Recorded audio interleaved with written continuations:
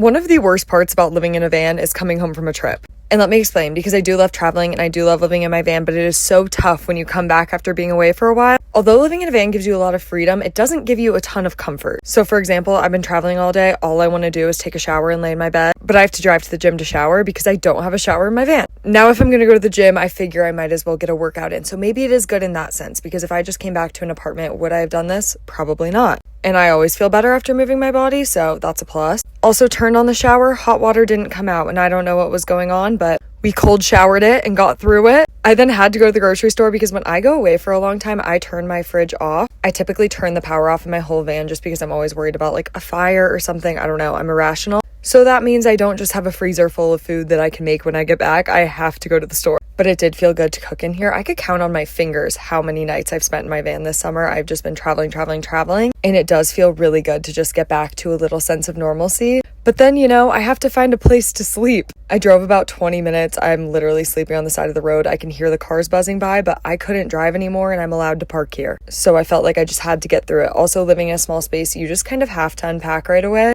because there's nowhere else to put your stuff except for in the middle of your floor. So I'm like, okay, gotta get it done. But I am proud of myself because it was a productive post-travel day. I landed at like 3 p.m. and was still able to get all this done. And that meant I deserved a little bit of self-care. I did my skincare routine, put on a little face mask, and then I'm happy to report that tonight I finished Throne of Glass. I'm on to the third book now and I'm so into it.